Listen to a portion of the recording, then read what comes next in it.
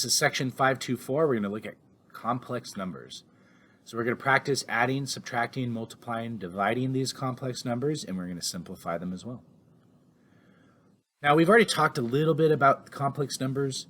It's the idea that you have a negative inside of your square root, and the way that it exists is because if we get a problem like x squared equals -1, well, you square root both sides, you're going to get x equals plus or minus the square root of -1. Well, that's not a real number, but for some strange reason, and these are reasons as you progress with math, they still provide us with solutions to a given problem. So in simplifying these, remember we want to detach the negative from our problem and then simplify them as roots. So I could say that the square root of -7 is the square root of -1 and square root of 7. And I know that the square root of -1 is I, so it'll get root 7i. Same thing with the square root of -16, square root of -1, square root of 16. So you get 4i. Now, you cannot distribute that negative through, so we got to be careful. It's still a negative on the outside. So the square root of -1, and so that's going to give us I, and so we get negative root 13i. And then if we ever get it to where we can actually simplify the square root further, we need to do that as well. We just leave the square root of -1 separately. So the square root of 48, that breaks into square root of 16 and square root of 3. Square root of 16 is 4. So I can say 4 root 3i. Now, this is going to be the better way for us to write it. I know we could technically, that is the same, but we're going to see why here next. So we defined a complex number as a number in the form a plus bi, okay, where a and b are real numbers. The number a is said to be the real part, and then the b is said to be the imaginary part. So every single possible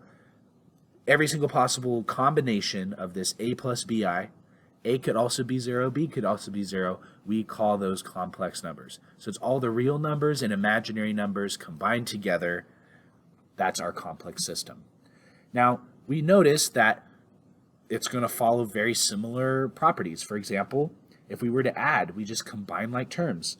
So 8 and 3, that gives us 11. 6i and 2i gets us 8i. We're just combining like terms. If we need to distribute, well, we can distribute. And so we can actually go through and distribute that negative.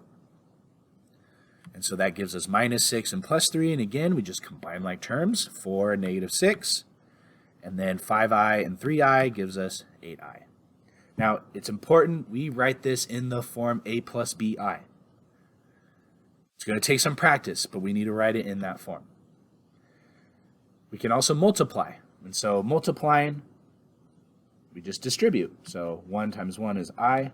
1 times 3i is 3i. 2i plus 1, or times 1 is 2i. And then 2i times 3i is 6i squared. Now, I squared is -1. So we combine like terms, replace any I squareds you have with -1, continue to combine like terms, write it as a plus bi. Now remember, you do not distribute that negative. There's no distribution of exponents like that. That is 3 minus 7i times 3 minus 7i. Then you go through and distribute it. A little quick.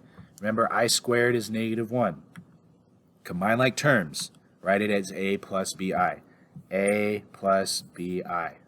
My b is -42 in that case. Now, if we keep raising I to a power, it's actually going to have this cyclical pattern, right? I is the square root of -1, but I squared is -1. I to the third, we could break that apart into I squared times I, which is now -I, and then I to the fourth is I squared squared, so -1 squared, which is going to be 1. Now it just keeps repeating. I, -1, -1, and I, 1. Now because of that, all we need to do is divide by the exponent by 4, and we just need to know that if your remainder 1, it's I, remainder 2 is I squared, remainder 3 is going to be I to the third, remainder 3 is I to the third, which is -I, And the remainder 4 is the same as I to the 4th, which is going to be 1. So we should get that down. So let's look at this example here. For the I to the 37, I just want to divide 37 into 4. And you do that, you get remainder 1. Because it's remainder 1, I know that this is going to simplify into I. And the reason is because that's going to be I to the 4th to the 9th power times I. Well, I to the 4th is 1. 1 to the 9th, it's 1. So 1 times I is I. And the same thing goes for the next one. We know that it's going to be remainder 2. So because it's remainder 2, I know that I can look at this and say that it's going to equal negative 1. And again, we could break that up. We can say that this is I to the 4th to the 14th power, and then we're going to have I squared left over. And that I squared left over, that's going to equal the negative 1. Now, an interesting thing about complex numbers is they naturally exist in what we call these conjugate pairs.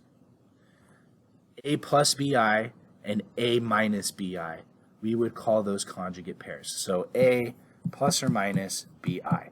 Now, uniquely, all of these complex numbers exist in these conjugate pairs. So here's some examples. Negative 3 plus 7i, negative 3 minus 7i. 14 minus 5i, 14 plus 5i. Now, 8i and minus 8i are conjugate pairs because it's 0 plus 8i and 0 minus 8i. So A plus bi, A minus bi, those are conjugate pairs. The cool thing about these conjugate pairs is when you multiply conjugate pairs together, the i's disappear. So 5 times 5 is 25.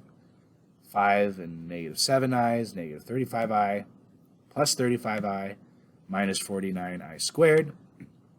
The minus 35i and the plus 35i cancel out.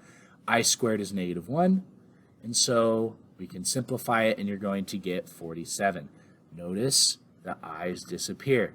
So that's going to be the strategy that we use to try and basically get rid of i's when we need to. And so knowing this difference of squares, right, that's going to help us. We really only have to worry about this being multiplied and that being multiplied, right? The first and the last, if you think of it in terms of FOIL. So if you look at that, they canceled out. Now we use this to get rid of i's in the denominator, right? 1 minus 6i, how do you divide by imaginary number? Like, just think about that. That's weird, right? We can divide by 2, right? I'm taking whatever it is and cutting it in half. That makes sense. But how do you divide something in an imaginary number? That's just weird and abstract. So we generally want to get rid of imaginary numbers in the denominator. So we multiply by the conjugate. So we look at the denominator. It says 1 minus 6i. So we're going to multiply by 1 plus 6i. Then we just multiply it out. 2 times 1, 2 times 6i, negative 5i times 1, negative 5i times 6i. On the bottom, 1 times 1, 1 times 6i, negative 6i times 1, and then negative 6i times 6i. Just simplify that statement. So on top, 2, 12i minus 5i is 7i. I squared is negative 1. On the bottom, the 6i and the minus 6i cancel out. I squared is negative 1. And so continuing to simplify it, we get this answer. Now, this is a very common mistake. What do we do from here, right? We are technically done. This is technically simplified, but we can't forget A plus BI. So we actually have to break up that 37. So now this is my A, and now it's in that BI form. So what did we learn today? We talked about complex numbers and how to add, subtract, multiply, divide them, and be able to work with them. What are conjugate pairs? Conjugate pairs are complex numbers in the form A plus BI and A minus BI. Now the cool thing about complex numbers, or these conjugate pairs, is that they exist naturally within polynomials, and we're going to see that in further lessons. How do you get rid of an imaginary number in the denominator? By multiplying by the conjugate. This does conclude our lesson. If you have any other questions, please leave them in the comments.